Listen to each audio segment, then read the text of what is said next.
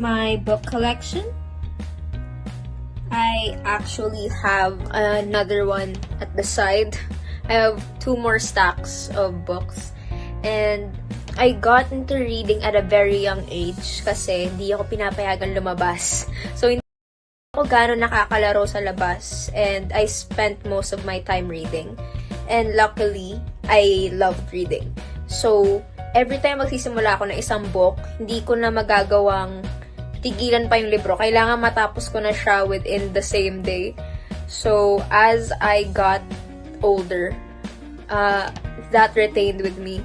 And I continued reading more books. And also, I think isa pang naging reason kung bakit mahilig ako sa books. Kasi I love the smell of new books. It sounds weird, pero yung smell ng bagong libro, and when you open it, it's something that I love very much. Let's get on with the questions. Question number 1. So, being a newly signed Kapuso artist, it feels very surreal. I'm happy to be part of this welcoming community, and as soon as I got into GMA, they already showed us workshops that we had to do, and yung workshops na meron sa GMA, it's not only for your talents, it's also for other things that can help you as a person. It shows you that they not only value your craft, but they also value you being a good person. And they continuously help us just grow and grow. So, I feel very blessed to be part of GMA Artist Center, and there's so much overflowing gratitude for the GMA Artist Center team and GMA Network team. So, yeah. A project that I would like to work on? Probably a project with themes of the supernatural. Yung mga may multo, yung with powers and stuff like that. Pero I also wanted to be lighthearted. Parang rom-com type. Much like the series Hotel de Luna. Ever since napanood ko yung Hotel de Luna, I was hooked. And ilang beses kong inaarte yung mga scenes ni IU. Ini-imagine ko yung sarili ko in that type of prod. It's such an inspiring project. And who would I like to work with? Siguro, the Alden Richards. Such an amazing actor, and to be able to work with him, that would be an absolute honor. Pepito Manaloto, ang unang kwento, is actually my first project as a GMA artist, and it was a very pleasant experience.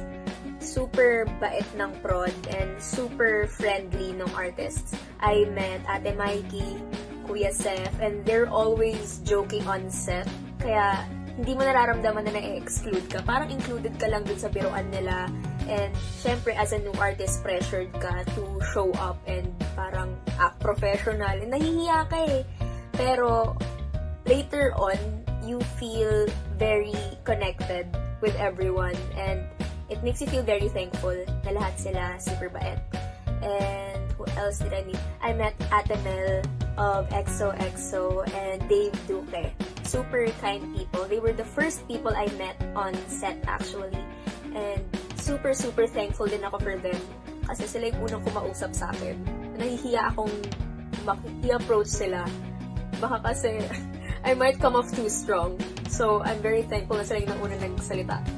And one thing that I will always remember from Pepito Manaloto, ang unang kwento, was how friendly and accommodating the prod are. Lahat sila sobrang bait sa'yo, and you can feel that they're all rooting for you.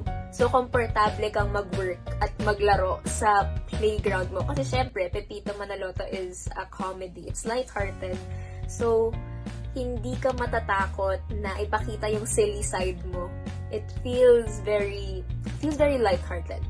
So, one thing that a lot of people don't know about me is that I actually love horror films. I love watching horror films, mapaumaga man yan o gabi. Basta I love watching it. Pero I only watch it in the condition na dapat kasama ko yung older sister ko.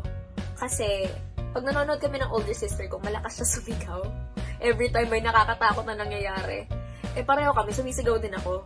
Pero pagkasama ko siya, parang ang hina-hina ng sigaw ko. So, kailangan andun lagi siya para nako-conceal yung takot ko.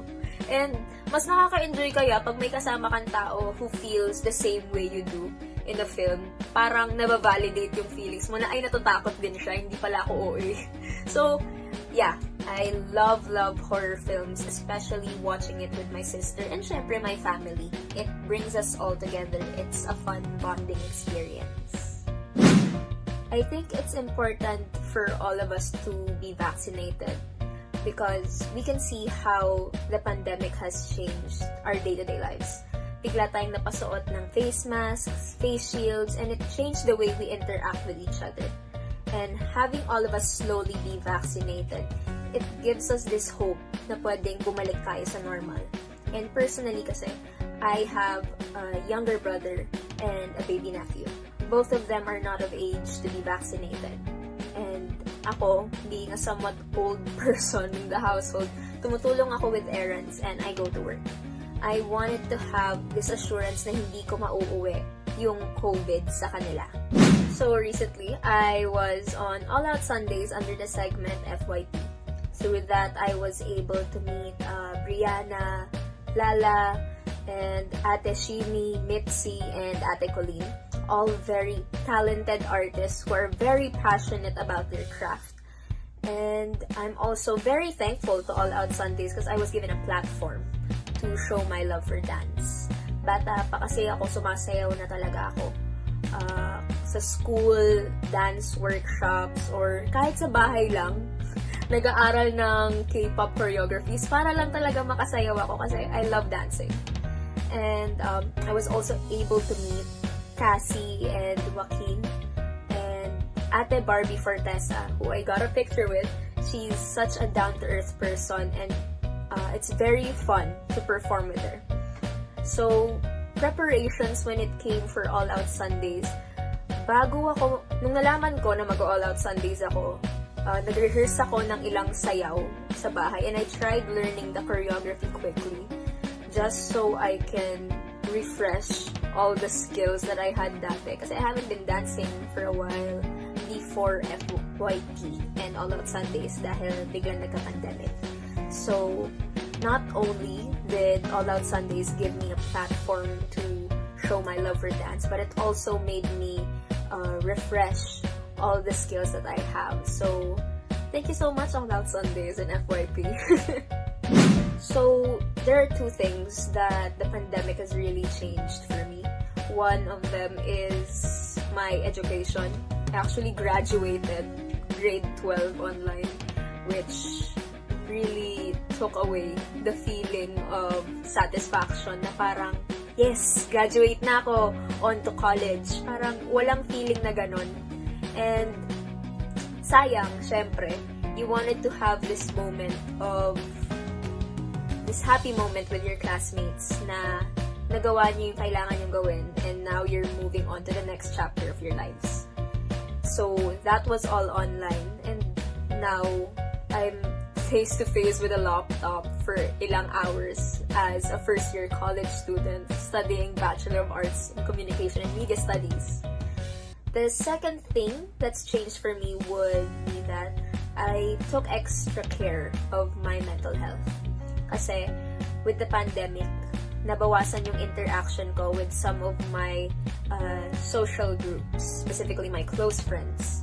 And though alam ng close friends ko na I'm not a very chatty person, hindi ako pala chat, hindi ako pala call, because I prefer face-to-face interaction, which is hard to have right now.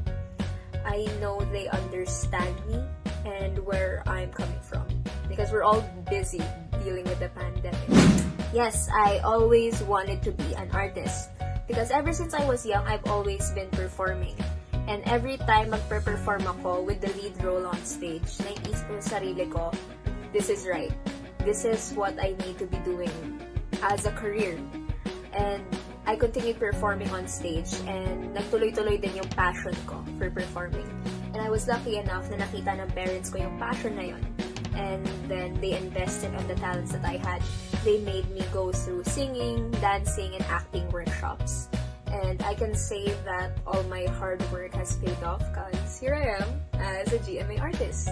So when I celebrated my birthday wish ko was Actually, hindi ko nga alam kung sasabihin ko dapat sa inyo. Baka hindi matupad. Pero, my birthday wish was that for this year, sana fruitful yung career ko and na ma-appreciate yung talents ko in the form of projects. So, with my love for horror films, dun din lumabas yung curiosity ko for SFX. I know that the materials were going to be expensive, so I searched up DIYs and how to do it at home. And there I found how to make small cuts out of tissue paper and glue and petroleum jelly and flour, tapos onting foundation to mimic the skin. I learned how to make blood through pancake syrup and some food coloring. I bought a few face paints to really be able to practice how to make bruises and stuff like that. But I think I got into it kasi whenever I watched horror films, lagi akong nagtataka, paano kaya nila nagagawa yan? And gusto kong mawala yung takot na meron ako sa horror films.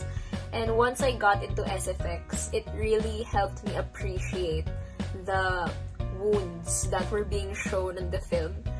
So, medyo nawawala yung takot ko kasi mas curious ako sa kung paano nagawa yun kesa sa kung anong nangyayari talaga dun sa scene. I was also able to practice these SFX skills sa school. Through productions and stuff like that, I was able to slowly get better at it. Though now I haven't been practicing it that much. Maybe I'll try to get back into it for Halloween. Question number 11. If I were to describe myself with one word, I think I would be determined. Because whenever I set my mind to something, I really make the effort to do my best in it and to really accomplish whatever it is I want to do. I think I'm able to balance my work and school life through a lot of time management. Whenever I have free time, I make sure to finish all my classworks and to pass them earlier than the set deadline. So whenever projects do come up, I don't have to feel pressured and I can focus more on my work. And I also make the habit of writing them all down. And just an example, it's my whiteboard. Let me just cover the projects I have to do, pero that's from October to November. And having them all listed just gives me an idea of what I need to prioritize, what's coming up for this week or for next week, and what I can finish with the amount of time I have. And for my classes, I have Monday to Friday classes. That's an equal amount of synchronous and asynchronous sessions. As of now, we're in the process of finishing our first assessment. And malapit na ang finals namin, mga 2 weeks from now. So wish me luck sa comments. And that's it for tonight's episode. You can also follow me on my social media accounts. Hannah Arguelles _ for IG, Hannah Arguelles for my TikTok and Facebook, and Arguelles Hannah for my Twitter. Thank you for tuning in, and don't forget to subscribe to GMA Artist Center's official YouTube channel for more videos of your favorite Kapuso stars. Stay safe!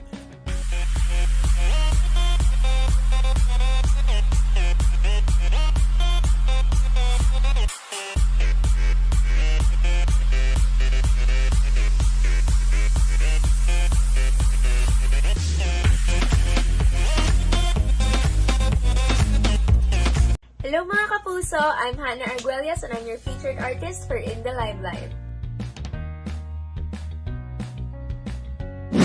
So this is my book collection. I actually have another one at the side. I have 2 more stacks of books. And I got into reading at a very young age kasi hindi ako pinapayagan lumabas. So, hindi ako gano'n nakakalaro sa labas and I spent most of my time reading. And luckily, I loved reading. So, every time magsisimula ako ng isang book, hindi ko na magagawang tigilan pa yung libro. Kailangan matapos ko na siya within the same day. So, as I got older, that retained with me. and I continued reading more books. And also, I think isa pang naging reason kung bakit mahilig ako sa books kasi I love the smell of new books. It sounds weird, pero yung smell ng bagong libro and when you open it, it's something that I love very much. Let's get on with the questions. Question number 1. So, being a newly signed Kapuso artist, it feels very surreal. I'm happy to be part of this welcoming community, and as soon as I got into GMA, they already showed us workshops that we had to do. And yung workshops na meron sa GMA, it's not only for your talents, it's also for other things that can help you as a person. It shows you that they not only value your craft, but they also value you being a good person. And they continuously help us just grow and grow. So, I feel very blessed to be part of GMA Artist Center, and there's so much overflowing gratitude for the GMA Artist Center team and GMA Network team. So, yeah. A project that I would like to work on? Probably a project with themes of the supernatural. Yung mga may multo, yung with powers and stuff like that. Pero I